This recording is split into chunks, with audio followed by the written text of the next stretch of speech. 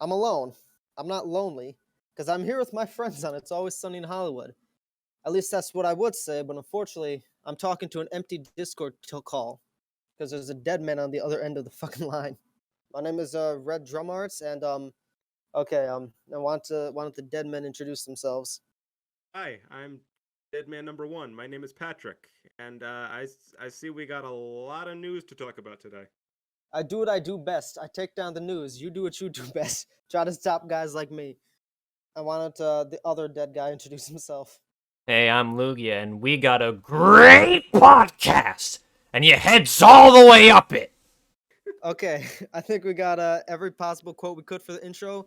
Let's get into the news Oh, before we wait. feel the heat around the Quote. corner. We're forgetting one quote. I'm What? sorry if the chicken got overcooked because this intro is so long.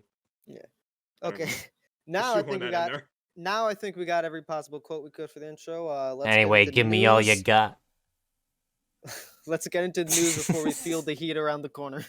Okay. All Hey. right. Okay. Quick news. Let's see. So Francis Ford Coppola, legendary director of the Godfather trilogy, the Apocalypse Now, bunch of other absolute classic movies. Finally making a new movie. He's planning a fall 2022 shoot for his upcoming epic Megalopolis. It's gonna have a budget of about 120 million dollars, so that's cool. It's nice that old Francis can still swing budgets that big. What was the last Um, movie he made? ooh, that was a while back. Let me look it up real quick. Because here's the thing, like he's been retired for like a few years now. He's eventually been like running a wine business, and Really? obviously his like family and stuff. Oh, okay, he's actually has done a few recent stuff. So in 2016, he did a movie called A Distant Vision. I've not heard of Never that one. mind. Uh, at least I think it looks like it didn't release or something. It's got like no poster or anything. So is it Yeah, like a lost film? oh, it's a live cinema production. All right, so that's like it's like a theater thing, so that doesn't count. Ah, all right. So it's not a Okay, movie. then 2011 was Twixt. Okay, this one is a movie. So juggling a All horror right. writer. So over 10 years ago. Yeah, about 10 years ago. And the last one he made that people actually like cared about was I think The Rainmaker in 1997. You guys know The Rainmaker, right? No. Doesn't Um sound familiar.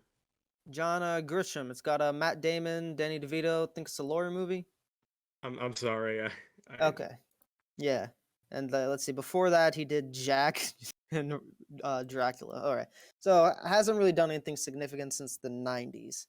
But I'm looking forward to it. Who knows? Maybe like that 10 years off. He's really had time and pretty strong cast. You got Oscar Isaac, Kate Blanchett, Michelle Pfeiffer, Jessica Lange. Apparently Zendaya is gonna be in it, and man, she's in fucking everything lately. that's what I was thinking. Yeah. Because And like what's weird is like I know she was in Dune. what's weird is that she's playing like very minor roles in these movies too. Like she's barely in Dune. She's isn't really a significant character in the Spider-Man movies until the third one. Um, All the real legends know her from Shake It Up. Come on. yeah, Shake It Up and what Casey Undercover. That's her other Disney show. I only know Shake It Up. Yeah. I found it funny that she was on Disney the same time she was in Spider-Man, the same time she was on HBO's Euphoria, and I'm like, man, one, she's in a lot of high school stuff, but two, like all dramatically different tones. Anyway, Well, at least she's getting work. the thing is though, is like I can't tell if she's a good actor or not because she's just in him so little. I mean, she does fine from what I've seen, so good job. Guillermo del Toro, he's his next movie is a Pinocchio stop motion adaptation.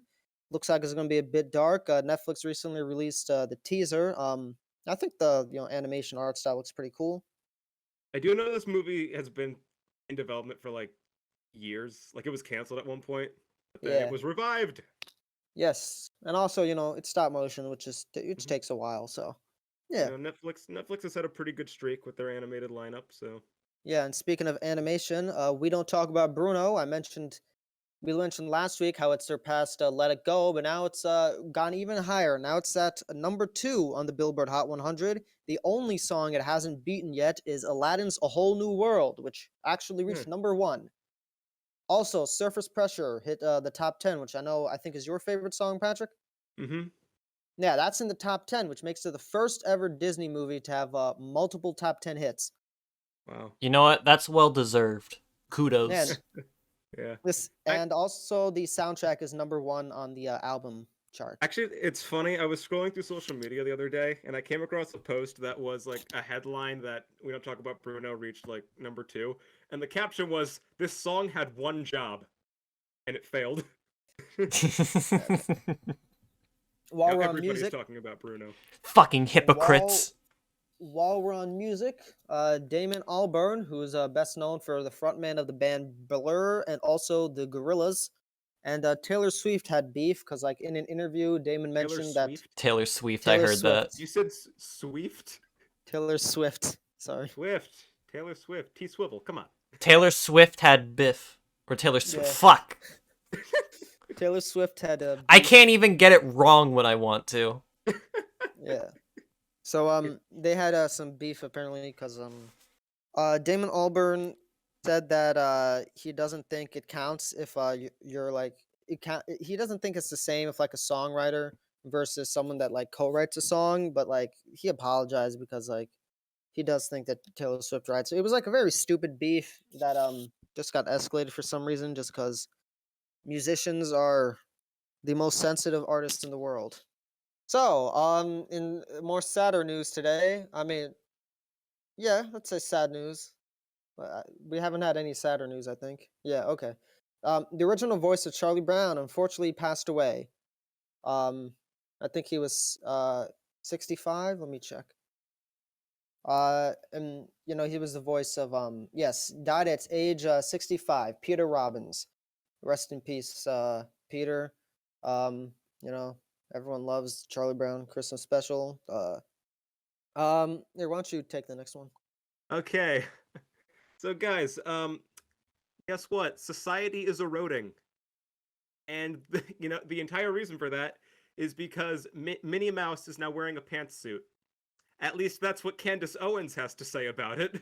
Yeah. So Basically, Minnie Mouse has been given a temporary new wardrobe. Her iconic red and white dotted dress has been replaced with a navy blue and black dotted pantsuit. It's all for the celebration of Disneyland Paris's 30th anniversary. yeah, And this is apparently just some like she's gonna keep wearing it for Women's History Month. yeah, It's just a temporary thing, but it's just a people are temporary thing in France. I don't think a lot yeah. of people know it's temporary, which I'm guessing is why like they're upset, and also because a lot of news articles are trying to frame it like in a certain Uh-huh. way. But like, it's such like a minor weird thing, and it's kind of funny how This people are is getting worth upset. But, getting like, angry about. There was a whole interview with Candace Owens on Fox News where she's basically tearing into this, saying again how it's eroding society. During the interview, she herself is wearing a pantsuit. mhm. I don't The know. real question is, when is Daisy gonna get her pantsuit? Because I've seen Daisy in all like in cartoons and stuff, and that woman is a girl boss.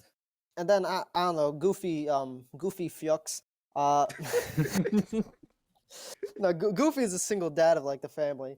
Mhm. I mean, like some of his older cartoons showed him have a wife, but didn't his like wife cheat on him with like the milkman or something? I don't know. Those Yeah. cartoons were Oh weird. yeah. I love that meme. Goofy's old cartoons are so fucking weird, man. I kind of Yeah. love them. It's like each of like those three, like their cartoons are dedicated like towards a different audience. Like Mickey was for children, Donna was much more of like had like a teenage edge to it, and Goofy was just clearly for adults. And you know, things have kind of changed since then. But, like it's funny. Mhm. Yeah. Anyway, last bit of news is that Tom Brady is retiring. Obviously, probably the most famous football player next to like either him or Eli Manning. They're probably the two most famous football players, right? Like Ye- I know who he is, and Yeah. I don't care about football. So congrats to Tom, I guess. He's very obviously gonna get put in like the Hall of Fame or whatever. Just a matter of when. But yeah, good run. I think this is apparently his last season or something. So yeah. I know the Super Bowl is happening soon. Do you know who's in that? I was just talking with my dad and grandfather about it. I don't remember. Yeah, 'cause I know it's like we're recording actually the day of the Super Bowl. That's kind of funny. Sunday, Yeah, February yeah, 13th. Sunday. Yeah, All right, day before Valentine's Day, huh? Valentine's Day. Valentine's. Sundays for Yes. the fellas and Mondays for, you know, the other Yes. partner. February 13th, Desperation Day, February according 13th. It's according for to the Barney fellas. Stinson. Anyway, first Super Bowl to take place on the second Sunday of February instead of the first. I don't know if that has any significance, but I just checked Wikipedia and that's what it said. All right, let's talk about the movie. So we're talking about Heat. Let's turn the heat up. Yes, Because so it's Heat. winter. Yeah. Heat. This is a 1999 film directed by Michael Mann, who's a 95 film. Yes, 1995. Said Directed by 99. How dare and you? How dare fuck you off. get it wrong? Okay, 1995, directed by Michael Mann, very joking with you. famous director. This is arguably his most famous movie. It stars Robert De Niro and Al Pacino, which is their first time ever acting together on screen. They were in The Godfather Part 2, but because that movie has a split timeline, they never actually are on screen together. It also features Val Kilmer, John Voight, Ashley Judd, Amy Brenneman, a young Natalie Portman, Danny Trejo, Tone Loc, and Hank Azaria. So like a ridiculously stacked cast, which makes sense. Michael Mann was a pretty huge director, so he's one of those people like you don't really say no to. Anyway, this movie has a fascinating production history because the production actually started in 1979. So basically, he wrote the script in 1979, made his first movie Thief, and then after that he rewrote it. He publicly mentioned in 1983 that he's looking for a director for it. Then he made 2 TV shows, Miami Vice and Crime Story, and NBC was like, "All right, we want you to make another show." So he turned the script for Heat into a 90-minute pilot, which he then shot in 13 days. It's about a third the length of the original script. And eventually the show didn't get picked up because Mann didn't want to recast the lead actor. And the network, did. So show was canceled and the pilot was released as a TV movie called LA Takedown. So Heat is technically a remake of a TV movie by the same director. Anyway, in 1994, Mann was reported to have abandoned his earlier planned biopic of James Dean in favor of directing Heat. It was marketed on what I just said with the Al Pacino, Robert De Niro, first time ever acting on film. They were also the first choice for the characters, and they both immediately agreed. So principal photography lasted 107 days. Big step up from the 19-day pilot. And it was shot during the summer of 1995. So this had a very fast turnaround time. Like this was shot in the summer and released right before Christmas. So very fast production, all things considered. All the shooting was done on location because Mann did not want to shoot it on a soundstage. So every single location is real.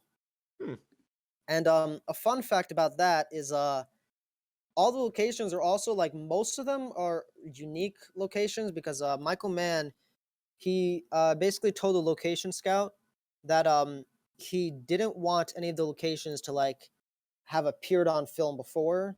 So only 10 of the 85 filming locations were ever in another movie, prior to this. So that's pretty cool. Nice. Yes. So anyway, it grossed 187.4 million worldwide on a $60 million budget. So successful movie. And recently, which I actually think I mentioned last week, Heat 2 has been announced as a book. It's going to be coincidentally like Godfather Part 2, which more parallels to that movie, where it's both a sequel and a prequel. So, before I get into the plot synopsis, just general, I guess, spoiler-free thoughts. What'd you think? So if we're not going to go deep diving right now, I'll just say this was fucking fantastic. Yeah, I absolutely love this movie. What about you, Patrick? Okay, for me, I do think there are many scenes and aspects of this movie that are great, like fucking great. But I'll be honest, something about this movie just didn't click for me. I can understand that. I First think time I its saw it, I was like, length that's solid. might have been an issue. I think the length. Yeah. So who knows? You might maybe watch the pilot and you might like it more. I don't know. Yeah. To say this movie did intimidate me a bit with its length because it is nearly 3 hours long. Yes, I didn't even actually realize it was 3 hours long because in my head I always thought it was shorter and but yeah, this is a beefy movie. But yeah, so I guess just a brief plot synopsis. This movie is basically a cat and mouse chase where we follow Al Pacino, who plays a lieutenant at the police department, chasing a professional thief, Robert De Niro, in Los Angeles, LA. And yeah, basically, this is a heist movie mixed with a cat and mouse chase where we're basically chasing through them and we see lots of their personal life. Al Pacino's character, his marriage is kind of on the rocks. He has, the stepdaughter that's got, issues. Robert De Niro, he obviously doesn't have much connection to his life due to his jobs, but, he met this girl and lots of things kind of spin there. Pretty engaging thriller. I guess we'll start. So the opening scene, I think it's one of the best scenes in the movie. It was the opening little heist, that bank robbery. Where You know what I'm everyone talking looks about? like Jason Voorhees from Friday the 13th Yes. with the hockey masks. Yeah. That scene was that scene actually inspired The Dark Knight. Yeah, apparently like Yeah. I apparently can see the Heat's, like, similarity. yeah, Heat's like Christopher Nolan's favorite movie, and he said like hugely influential in The Dark Knight. And yeah, it's pretty obvious watching this that like yeah, you can tell like very much inspired The Dark Knight here. But yeah. Only instead of What using hockey masks, he uses clown masks. yes. I don't know if you guys noticed this, but did you notice that like the audio, like the gunshots in that scene sounded different than the gunshots later on in the movie? Actually, if we could talk about that for a second, I watched this movie with headphones. It is loud. Yeah. Yeah. Like every gunshot is like boom, boom. Yeah. That is a good thing. Like the sound in this movie is excellent. Yeah. Okay, so here's a little fun fact. So for that opening bank robbery shootout, um all of that gunshot that's real. Like they hid cameras around set so like the audio could be captured live. So it wasn't like the audio wasn't dubbed in later like with most guns in movies. That was like that's how it actually sounded. So yeah, that's why like if you felt that scene like sounded a bit differently or felt a bit different from the rest of the movie, that's the main reason.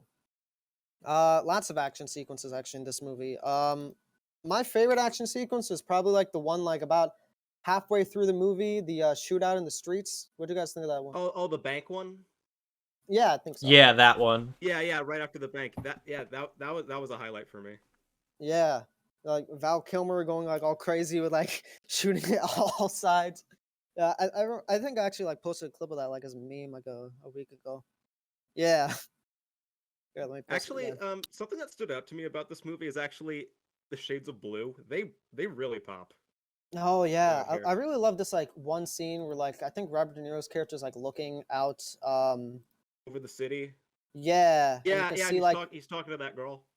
yeah, I find it ironic how Heat has a lot of blues and Blue Velvet had a lot of reds. I feel like that's yeah, swap. I feel like that should be a swap. yeah. I mean, even looking at the poster of the movie, it's very blue. Like, maybe that's like meant to be like a poetic irony sort of thing. Yeah, Maybe. I don't know. Stoves, they have blue fire. yeah. No, I mean, Blue is I think technically hotter. blue is hotter. Yeah, technically. Hmm. And if your fire is green, well, that's a problem. Yeah. You should probably back away. Run. So, actually mentioned Val Kilmer. So, you know that gun battle scene? So, when he was rapidly changing the magazine, apparently that's like actually how you're supposed to change. Like, that's apparently incredibly accurate to the point where like that they show that video to Marines as an example of how to perform the action properly. So, That like, clip from the movie? yeah, where Val Kilmer's like reloading his machine gun or whatever. Yeah, in fact, the shootout, yeah, that shootout's also showed to shown to Marines as like a as an example of how to retreat under fire. Basically, that shootout scene, like after the bank robbery, um, they show that to Marines as an example of what to do if you're in a shootout. Really? Yeah, Huh. like it's apparently incredibly realistic. I'm like, it's kind of hilarious. Like, I mean, kind of hilarious, but that's kind of cool. Like, got really accurate. So, what do you think of like I guess the performances? Obviously Al Pacino and Al Pacino, Robert De Niro, main characters. So let's focus on them. What do you think of their performances? I thought they were Well, I mean, fantastic. Yeah, those guys are top actors, Especially so Al obviously they're gonna Pacino. bring their A game. Yeah, Al Pacino, he was great in this. Super entertaining. So apparently, like in an earlier draft of the script, his character was meant to be addicted to cocaine, but that was cut out. But like that was meant to explain why Al Pacino has all those bombastic outbursts. But since it's cut out, he's just like a weird dude, which I think is kind of hilarious. Like he was written as a drug addict, but like in the movie he's not. So he's just a dude that just does that. It works. Yeah, it works though because of like the way he plays it. Let's be real. The great ass scene is like the highlight of the movie. Yeah, that line was improvised. Al Pacino just screamed, "She's got a great ass." You know Hank Azera's face right after like he says that? Mhm. That's because Hank Azaria was like, that was his actual reaction. Like it scared the shit out of him. It was like because he did not know that was coming. Like he did not act. And like that's hilarious. It's the combination of Pacino's delivery and facial expression as well as Hank Azaria's reaction that Yeah. just sells it. And and fun fact, that was shot on their birthday. Really? Al Pacino and Hank Azaria have the same birthday, and they shot it like on their birthday. That's like, brilliant. That's funny. Yeah. What better birthday present than Al Pacino yelling at you about a woman's ass? Yeah, and like he says, "Oh, just the way a woman's ass would just take something out of me." Like every line of that was just hilarious. And your head's straight in it. Yeah, like it's definitely like the best line of the movie, and this movie has so many good lines. Like Robert De Niro's line where he's talking on the phone, he's like, "There's a dead man at the other end." Yeah. However that went, that one was probably my favorite. Yeah. That one because of like how actually like threatening like it was. Good, like good threatening moment there. Yeah. But for me, the action is the juice of the movie. That's also a line. But so my favorite scene, like besides the ass one and the shootout, is the dinner scene. Oh yeah, where the scene between Pacino and De Niro, where they finally meet each other. Yeah, that's my favorite scene in the movie. That is a great scene. And yeah, so I like how like natural like the conversation felt. That felt like an actual conversation. That's apparently like because they shot it like one. Like they didn't rehearse any of the like they did not this wasn't a rehearse. They didn't rehearse. It was a first take type of deal because De Niro felt like it would make it feel more natural. And what they did is they'd have like two cameras running, so it was like so you could see both of them that way. It was just like so they just literally just filmed the conversation like first take. And that's in the movie. And like that's cool. To talk about Pacino for a second, I just want to say, I think this movie has one of the best uses of the guy too attached to his job to spend time with his family. Yeah. Because in this case, it's not like he's doing it for a promotion or for money or something. He's doing it because it's a dangerous job, and he wants to protect people. There's a whole conversation between him and his wife at about the hour mark where he's explaining, she's explaining, "I'm sharing you with like all of the dangerous people in the world." And he said, "I told you that's what would happen." I think that whole thing was portrayed very excellently. Like I'm impressed. Yeah, I really love like a lot of the character work done in this movie. Like this movie is like it's very focused, but like so much most of like the room to breathe about this movie is just like all character work, like in between all the action. Like I've always felt this movie is like mostly just like a bunch of atmospheric like tension that leads into either like very good dialogue exchanges or explosive action. Like that's basically the whole movie. Yeah. One other thing I want to mention is I thought the score for this movie was also pretty great. Yeah, oh, yeah, that, like the electric guitar and the drums. It was it felt very 80s. Even though this is like a 90s movie, but like it felt very like 80s. Like, do we know when it's supposed to take place? I don't know.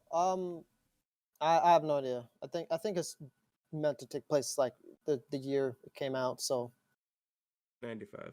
Yeah, it's one of those movies that just takes place when it came out. So yeah, I don't know why, but I kind of want to compare this movie to The Departed. I was just thinking that. I know you haven't seen this movie, The Departed, Patrick, but like we talked about this like I think our second episode. Yeah, it was the second episode. It was the second one. That was a long time ago. Yeah, this feels like very similar in many ways with the way the whole cat and mouse thing, a lot of the character work stuff. I like this movie much more than The Departed. Although I know that's not actually like an unpopular opinion, but like people love The Departed and I don't, but Yeah, it reminded me of The Departed, how we have two people on opposite sides of the law trying to kill each other, basically. yeah. The twist with But The here, Departed, it's though, much... Well, actually, I like The Departed, it's not but a bad I movie, feel but like this movie does that dynamic better yeah. because there's a lot more at stake. Although The Departed has an interesting twist where both characters are on different sides of who they're working against. So we Yeah, have like Leonardo they're both like DiCaprio undercover working. moles, like Yeah, he's undercover, and then it's the other way around with Matt Damon's character. Here it's a little more black and white, but I feel like that works to its advantage. the last scene in the movie is absolutely fantastic. You know, when Robert De Niro is like basically running from Al Pacino, that whole all the tension there that was going on, you know, at the airport. That was my I'd also say that's one of the best scenes in the movie. Like the how everything sort of ended. Well, what'd you guys think of the ending? I thought it was great. Yeah. Yeah, okay. Especially with the airplanes running in the background and how they light up the arena briefly. Yeah, That's yeah, a that good was so moment of good. tension too. Yeah, Yeah. yeah. Apparently, that scene was apparently like really hard to shoot I because mean, yeah, they didn't no, but exactly hire the pilots to bring the no, planes but out of the not airport. not for the reason you think it was. The reason was because the fucking Unabomber called in a threat to the Wait, to the what? airport while they were shooting. What? The Unabomber thing was going on while this movie was being made. So like, yeah, that kind of impeded a lot of like the airport stuff. Michael Mann said that he would have never been able to make this movie if it was like made after like 9/11. I was like, yeah. It's like, That is yeah, that was some weird timing. yeah. It's so weird, like when you hear all these like historical events that happen, like when all these famous movies are being filmed. It's like, oh right, yeah, like that happened. Like for some reason, like I always like imagine like Hollywood stuff and like the rest of the world stuff is like kind of separate. It was like no, like Hollywood, real world affects Hollywood and like vice versa. So yeah, Life imitates art, art imitates life. it's not even that, but yeah, yeah. Okay. So brief content warning for viewers out there.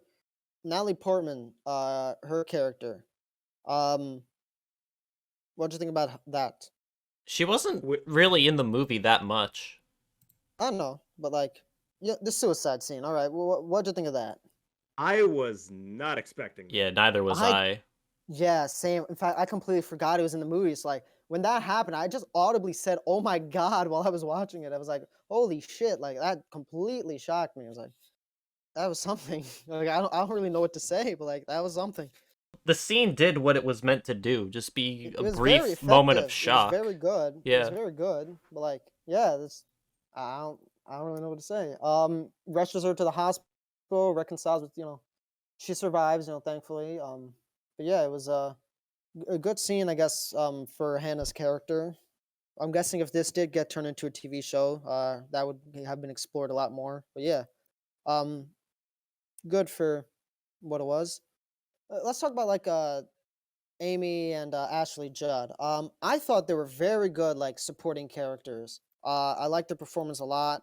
I think they like added a lot, like to it when like the way they talked to when they talked to their respective partners, Al Pacino, Robert De Niro. I think they were a great addition to the story.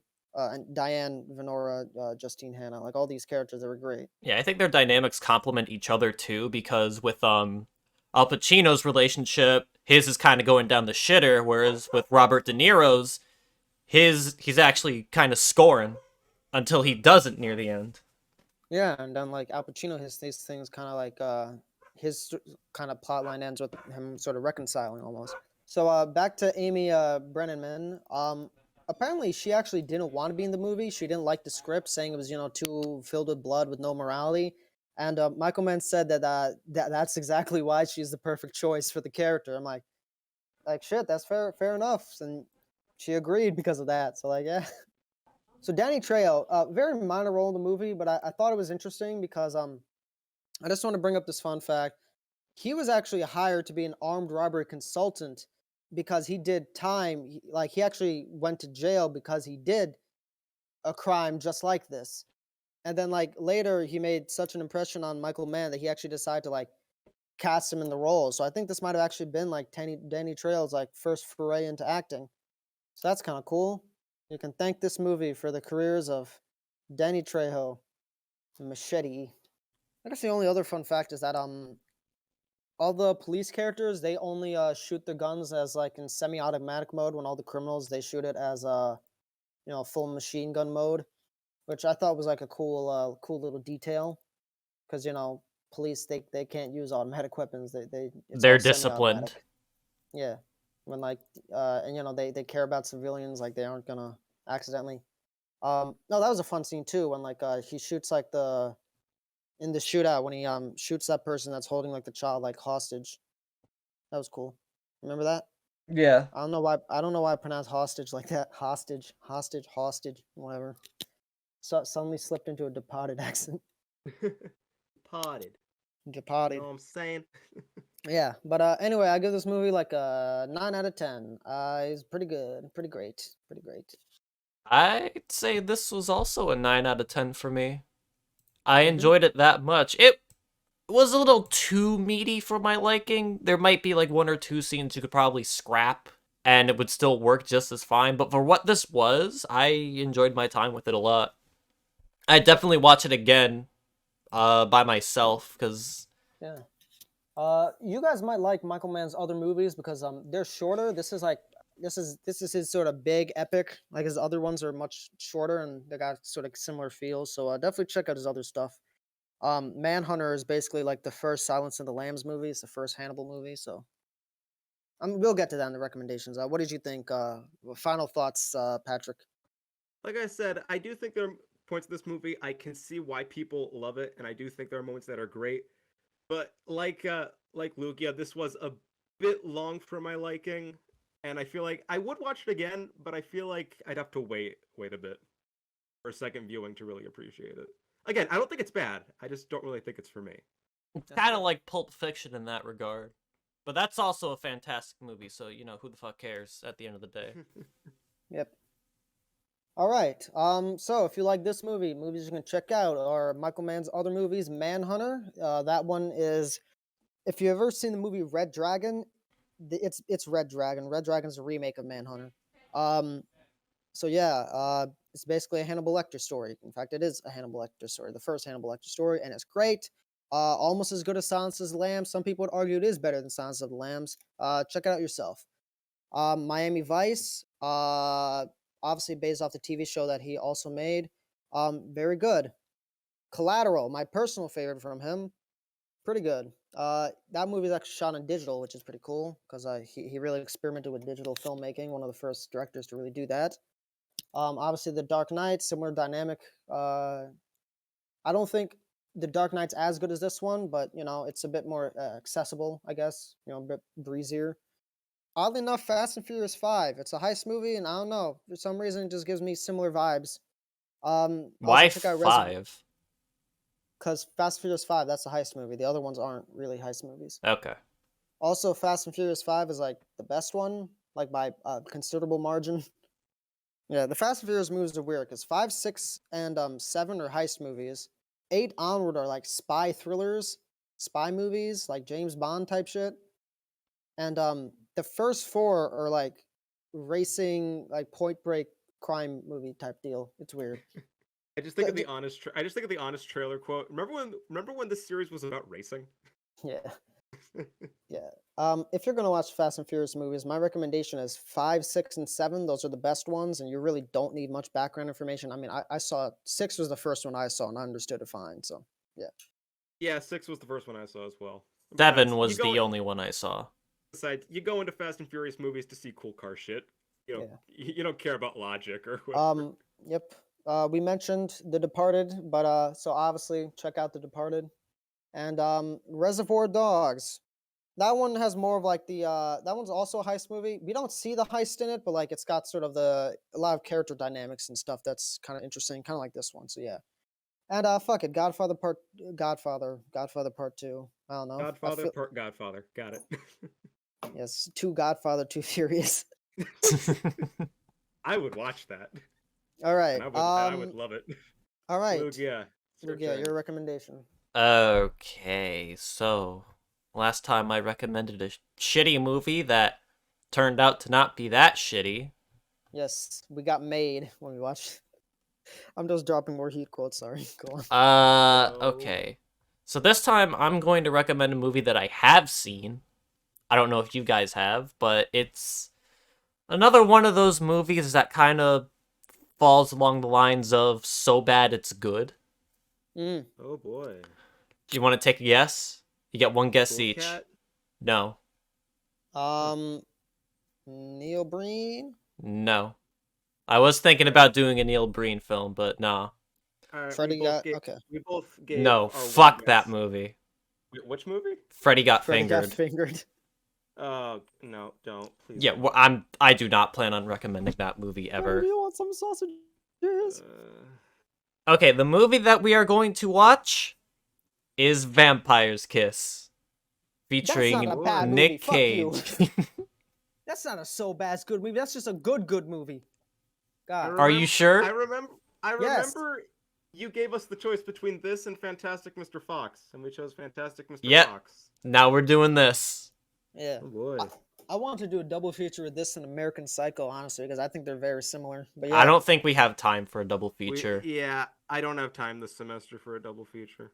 All right, then Vampire's Kiss on its own, but I am gonna make comparisons to American Psycho in the episode. Just forewarning. Hey, forget about it. Spaghetti. Arrivederci. Okay, there. End it.